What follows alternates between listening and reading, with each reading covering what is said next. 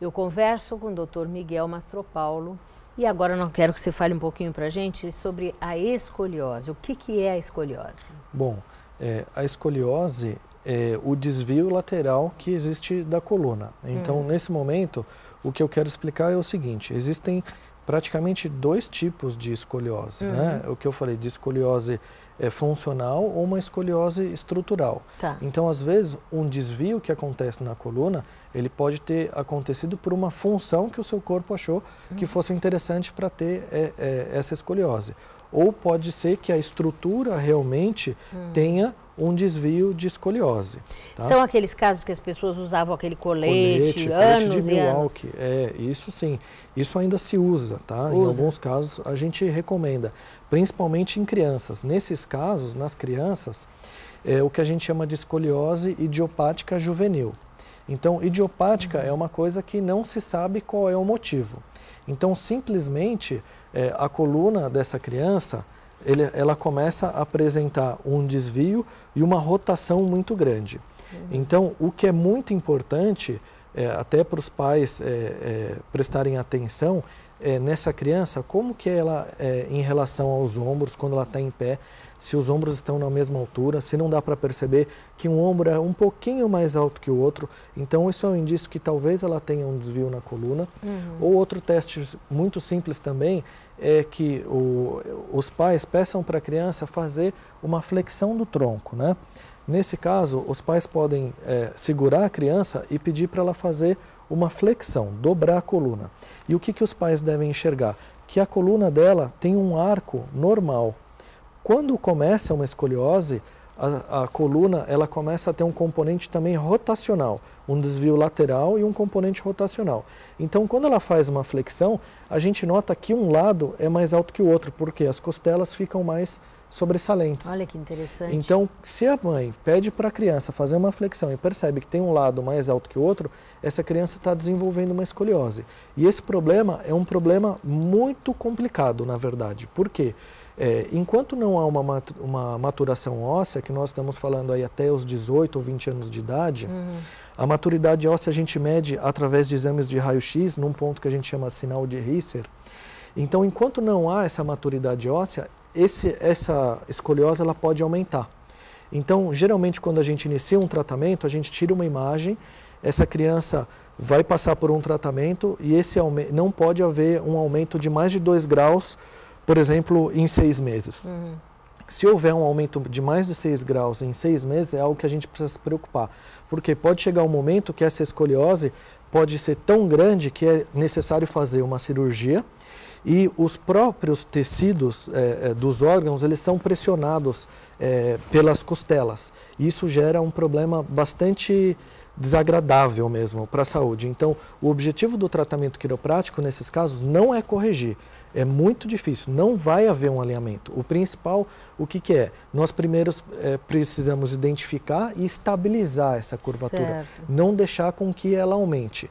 Em alguns casos, por exemplo, eu tenho pacientes, né, uma moça que inclusive ela usa o colete. Ela tem que usar o colete. Se não está aumentando, se a gente está acompanhando, está medindo e não está acompanhando, não usa o colete. Mas se está aumentando, usa o colete. Então, qual que é a função do tratamento quiroprático?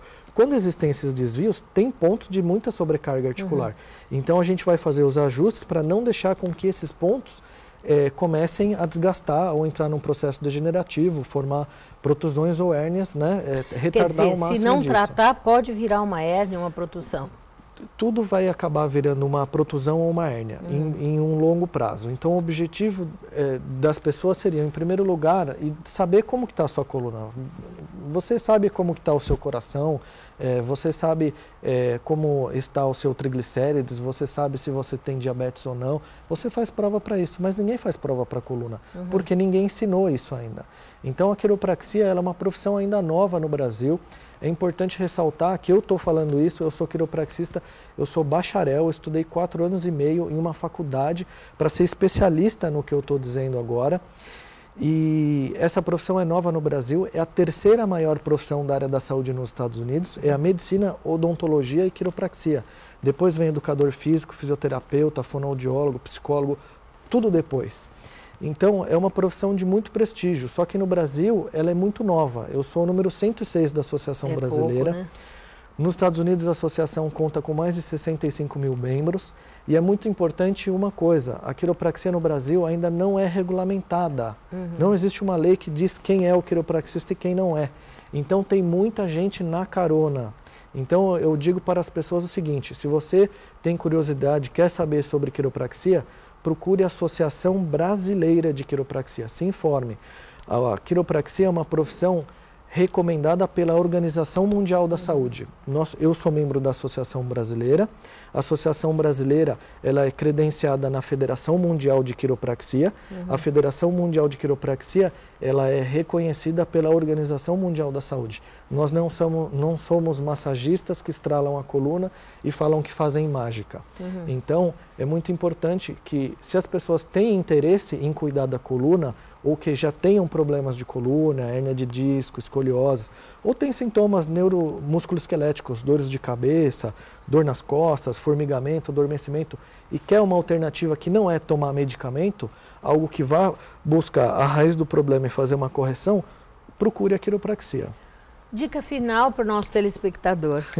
Bom, depois de tudo isso, praticamente não há uma dica final, né? Mais um convite para conhecer a Prime Praxis, não é? A Prime Praxis é uma clínica que está na ponta da praia. Nós estamos numa travessa do Canal 7. Agora, em outubro, nós vamos fazer 4 anos. Então, nós não estamos ali apenas nos divertindo, né? Estamos realizando um trabalho bastante sério, ajudado bastante gente. Quem sabe você também possa ser o próximo. Com certeza. Eu acho que cada programa é muito diferente, isso é legal, porque as pessoas vão tendo uma ideia da extensão, não é?